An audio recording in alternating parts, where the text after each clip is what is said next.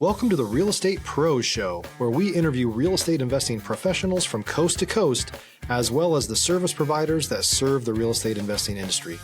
Our goal is simple: share what's working now to help you improve and scale your business to the next level and meet the pros that can help you get there.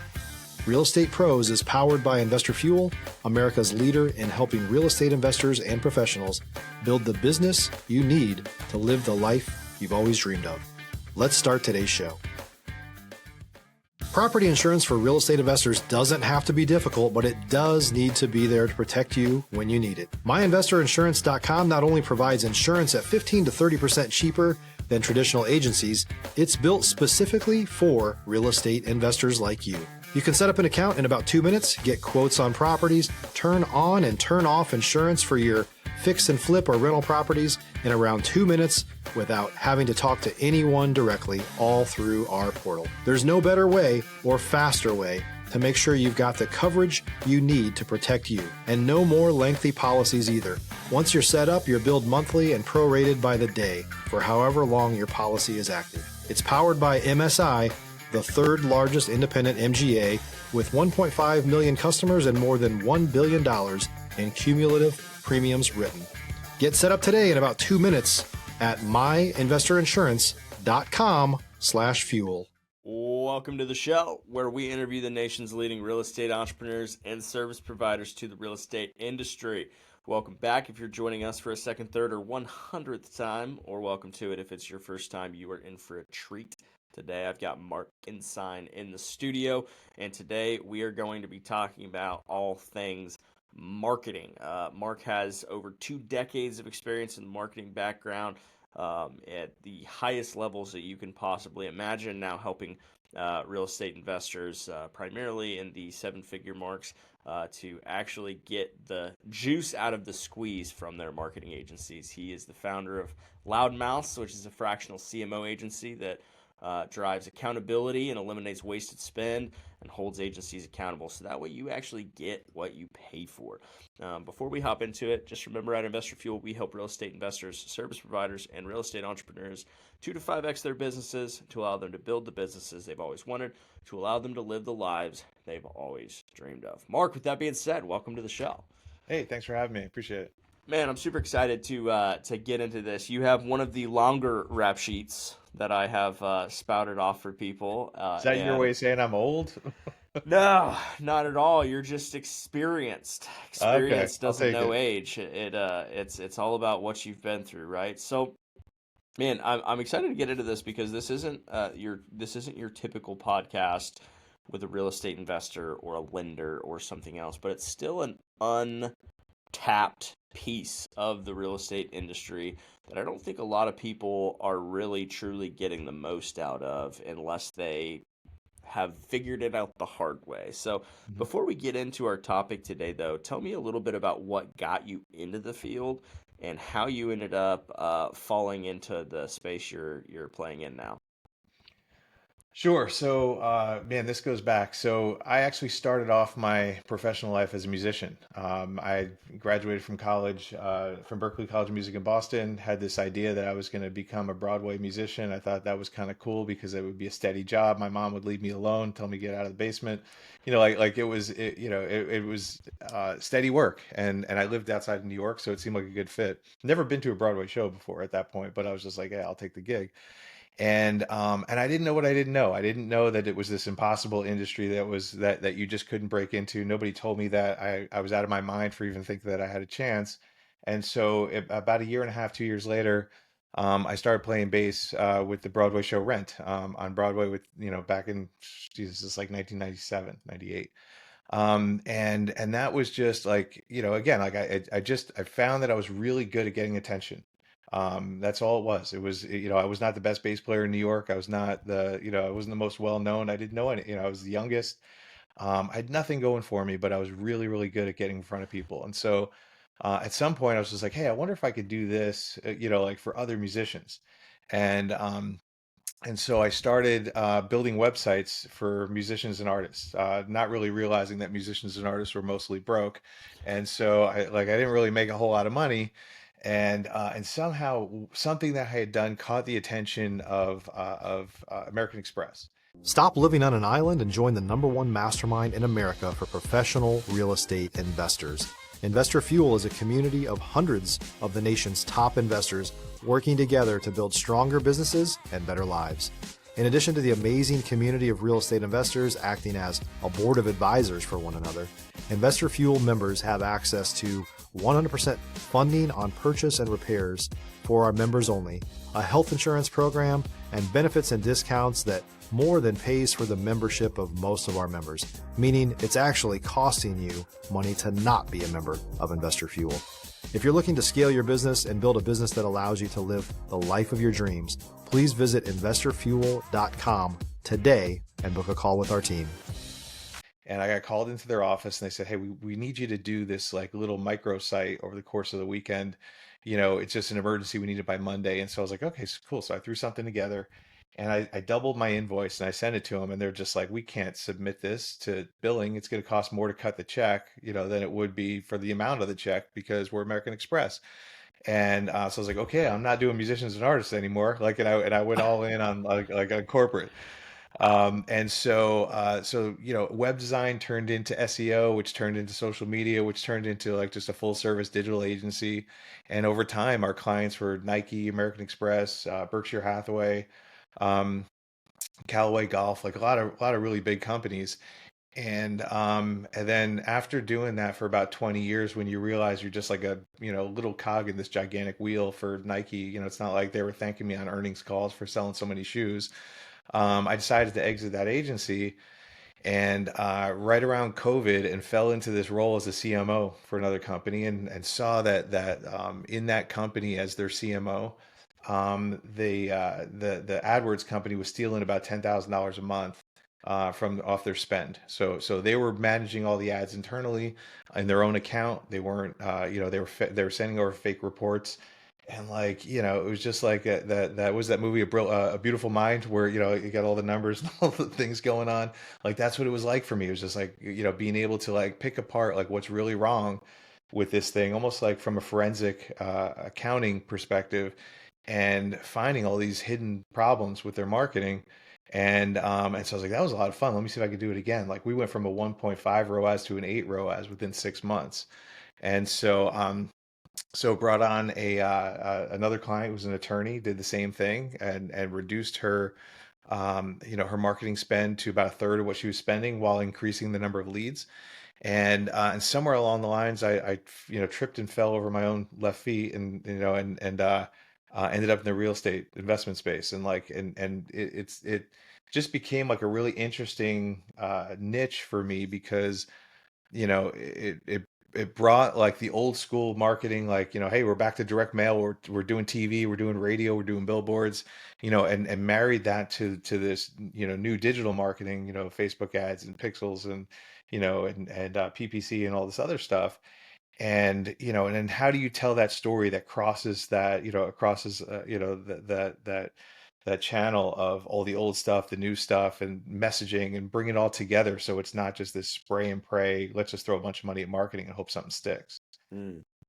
What are some of the unique things that you do in terms of your strategy without, of course, giving away all your secret sauce? But what are some of the unique things that you do to actually differentiate between, like what you mentioned was spray and pray of just throwing stuff out there versus really identifying like the core person or the core buyer that would be actually interested in the product or the service that's being sold to them? Sure. I think one of the biggest issues that I find is having the wrong people in the wrong place, or having your team working in silos. And so what I Mm. mean by that is like, if you have your sales team, you have a like daily sales meeting or whatever, you bring everybody together, everybody's communicating, hey, what's going on with this one? Like, you're constantly reviewing stuff. With marketing, what you normally have in, like, especially in this industry, is we have our direct mail guy, and we have our SEO guy, and we have our PPC guy, and we have our social media, and nobody talks to anybody. Everybody kind of lives in these weird silos, And so you have this very disjointed message that if they say that it takes, 8 touches to turn a visitor into a lead. If you're looking for consistent, high-quality leads, look no further than Investor Machine. Investor Machine isn't just another agency, it's the most sophisticated, data-driven lead generation company on the planet for real estate investors, and serves the role of being not just a lead generator for your business, but a marketing partner that is helping you achieve your goals along the way. Go to investormachine.com to learn more and schedule a call with our team today.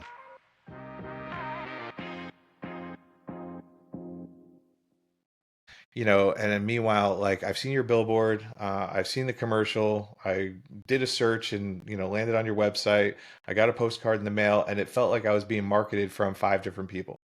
And so one of the things that's really important to me, and like one of the first things that we do when we sit down with somebody, because when we first start with a client, the first thing we do is we spend 2 days with you, and really kind of dig into the business and what makes this business special. And then how do we take that message and how do we make sure we're telling the same story from the very first time that you see us to the time that we close on that sale, and it's done. And like you're walking away, happy and everything is done.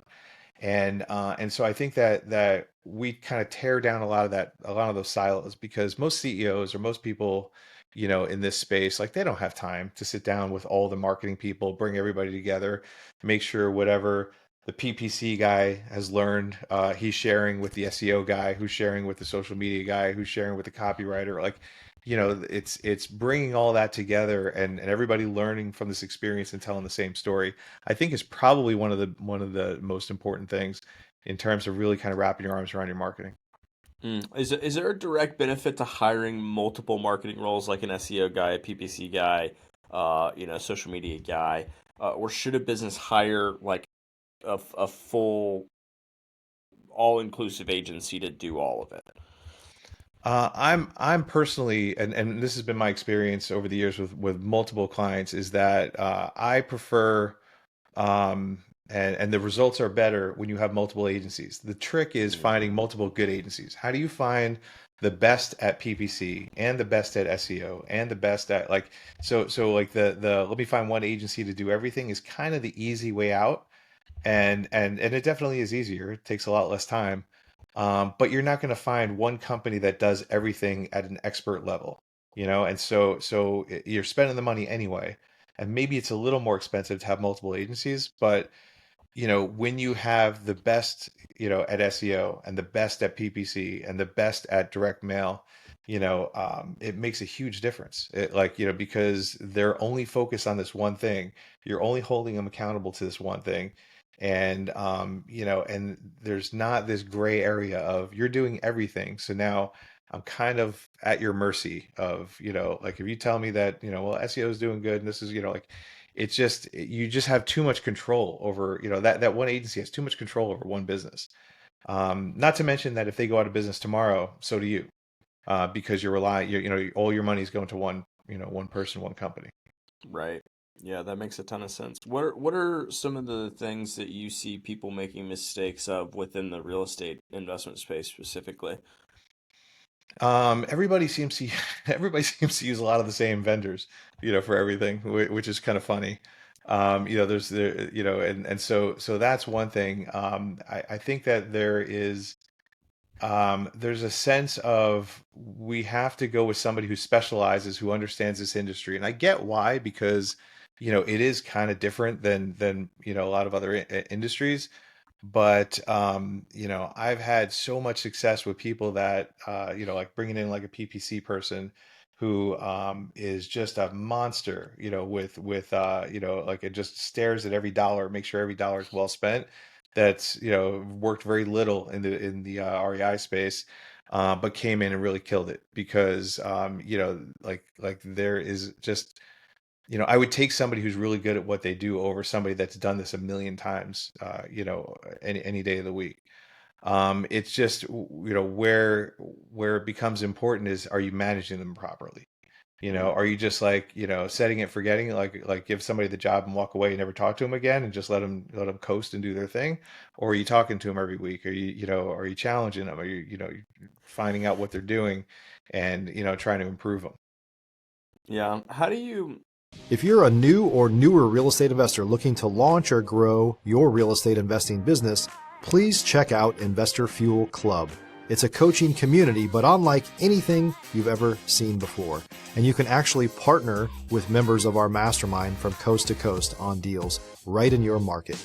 There's no better opportunity to build a consistent business than to literally partner with pros to help you avoid costly mistakes, avoid the need for capital to do deals, and help you eliminate your fears as you're starting your business. Learn more about Investor Fuel Club at investorfuel.com/club. How do you go about vetting an agency to know whether or not they're the right fit for one of your clients? Um, so we have kind of like we have a scoring system and like a pretty arduous process. So because it shows up for us a couple ways. We're always looking for good agencies. And so we're always interviewing agencies that like we may not have somebody for you now, but we may soon enough. So whenever anybody says like, "Oh, I got a great PPC guy," I was like, "Oh, I want to know who that is because I want to dig them apart and see." We also, every time we sign a new client, one of the things that we have to do is we have to vet their current agencies to make sure that they're, kind of up to snuff and make sure they do what they say they're going to do. Um, so having been in the industry myself for 20 years, like I know where all the bones are buried. So there is a sense of, uh, of I know what I'm looking for, and so when they're talking about what they do and how they do it and all that, I kind of you can't out tech me on this stuff. Like I know, when you're trying to blow smoke, and I know when you're being honest and what's really going on. So there's a little bit of that.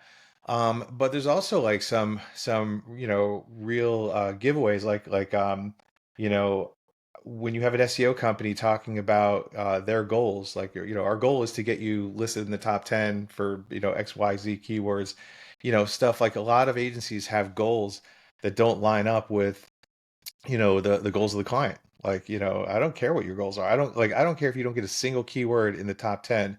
If you're driving revenue and you're driving leads, then that's what I care about. So when you talk to a company and they say like, when you talk to a PPC company and the first words out of their mouth are cost per lead, and don't talk about quality, they don't talk about conversion, they don't talk about revenue, then I know that like this is somebody that's out for themselves. Like they have their own criteria of what success is, and it's not going to match up with who the client is. Sure. So, like, tell me a little bit about like some of those misconceptions between, because I agree with you in the sense of like somebody that only is talking about cost per lead, but they're not talking about the CPA or the cost per acquisition for those Sorry. that aren't familiar. Like, how do you find that balance between the cost per lead, cost per acquisition without like, let's say, how much time does a client really need to give it before they can have real actionable data of whether or not that lead was qualified or a quality lead and what makes a quality lead? Because I think that's another thing that business owners sometimes have misconceptions of is that every single lead should be a quality lead, but can it be? I know that's like a Yeah. multifaceted question, but help us kind of understand that a little bit. Sure. I mean, if every lead that you have is a qualified lead, then either you're not tracking them properly or you are being too, stingy with your budget and with your target. Like you're so heavily targeted that you're only capturing, the few, you're missing all this other opportunity. So you do have to cast somewhat of a wide net. Now, when you cast a wide net, you're gonna catch a bunch of fish that you want. You're also gonna catch a bunch of shopping carts and a tire, every now and then. That's just the way it is. But you're also when you zoom out, you have a lot more qualified leads than if you just, if you tightened it up too much and only got qualified. So, unqualified leads is just kind of part of the game. It's just a matter of like, how do you minimize it as much as possible without negatively impacting the qualified leads. As far as what a qualified lead is, like, I mean, for me, it's, does this person have a house to sell? Is it in a market that we want? and are they at least somewhat motivated to make a decision? Now if somebody calls up and they're basically looking for a real estate agent, and not, somebody to unload the house to quickly, it's to me that's not really a qualified lead. Like that's just one of those, that's the tire that we kind of caught in the net, because I don't want to count that towards, like the ones that actually have a house. It's in the area that we want, and and they're ready to make a deal, or they're at least interested enough to make a deal. They're, or at least have that conversation. This way, we're not chasing people down. As we're not, wasting resources, try to strong arm somebody into, having a conversation with us. That makes total sense. When you talk about like catching some shopping carts and some tires in the process, though, what should that ratio be, do you think, of qualified lead that knows what it's about, ready to have a conversation versus somebody that's kicking a tire, or maybe they read the ad wrong, or they were drunk at 2 o'clock in the morning and filled out the contact form? Like, what do you think that ratio Right. really should be in terms of like a percentage number of, out of 10 leads, this ratio percentage should be qualified? What do you think that typically should be for it to be a successful campaign? Oh man, that is like one of those impossible questions. Every, I know thank you for that. Because every uh, market's different, every every company's market is different. different, every source is different. Like even down to like you can come up with a number that says like, hey, we think that, if we send out a direct mail piece, 80% should be qualified because, why would they, like we spelled it out in the postcard or in the check or whatever it was.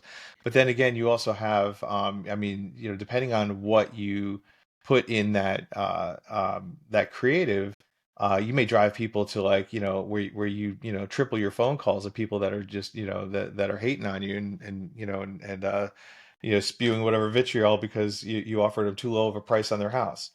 And that drives the number down. So I mean, like, I think it's more in terms of, like from what I've seen, like direct mail is usually pretty high. TV is usually very high. But PPC is usually kind of middle to low. SEO is usually pretty low, like middle to low, again, kind of same, same there. Social media is very low. So like it really, but again, the creative changes everything, the market changes everything. The you know, how you're, how, like what kind of, what your approach is, what your customer journey looks like. All of that plays a role in what those numbers should be. How important is the balance of strategy and platform compared to copy and creative? Oh, I think they're the same. I think it's like one and the same. I think that your copywriting, your story that you're telling, your approach is very much part of your strategy. When we're sitting down and laying out, like, let's say, a customer journey, it's equally as important to have, like what are we trying to, like, the strategy is what are we trying to get people to do? Copy is just what words do we, come up with, and in what order in order to get them to do it. And so those two are married. You can't have one without the other. Yeah, yeah, I'm 100% with you. I wish I had one of those roadcasters next to me right now so I could hit the little button for game show music for our next segment. Do-do-do-do-do-do. We're here with Marc Ensign for our next special segment that we're just now creating on the podcast called Top 3 Red Flags, here for hiring marketing agencies. Well, Marc, thanks for joining us on the show today. What are your top 3 red flags for 200 points when people are hiring agencies? Number one is definitely transparency. Mm. So I learned early on that when they control the reports, and they only show you what they want you to see, and is like that, to me, is like we fire agencies over that. Like, so like we won't hire an agency that says like, we're going to do your PPC, but we're going to do it through our account. So we'll just tell you what to pay us, and then there's no transparency. It's just a no go. I've seen too many people get, kind of get screwed, and it's and not to say that everybody's out there doing that, or screwing you over that, but it's like, if I can't see what's really going on, if I can't see the numbers, if I don't have access to stuff, if you get hit by a bus, I no longer have a PPC campaign going. Like, there's too much risk there. Or your And, cards attached to it. yeah, right, exactly. So that's the number one thing. Number two, and this sounds stupid, but nothing but good news. And SEO companies are notorious for this. When you get on, they're like, "Hey, great news! We have, here's 10,000 keywords that you're ranking in the top 10. Like, we got you ranked number one for, blue house in Pittsburgh with a red door and green shutters and and a broken sidewalk. Like, who's searching that keyword? Nobody. So there's this sense of like, if you're not going to tell me like it is, if you're not going to be honest, if you're not going to, like, I want to hear the bad news. How do we fix stuff if everything's always just good news? Because meanwhile, and I see this all the time. I would sit in on these calls when I first, start working with a client, and the client's just sitting there, smile and nod, just go, okay, I guess everything is great. And then they get off the phone, and then we have a follow-up afterwards, and they're like, they say everything is great, but we're not getting any revenue from SEO. We haven't gotten a single lead from PPC in 2 weeks. So it's just like, like agencies have a tendency to kind of beat you over the head with marketing speak, to the point where you just go, okay, we're doing great, fine, I got it. So when you're too positive and there's not, you're not really willing to look at what where the improvements are, that's definitely a problem.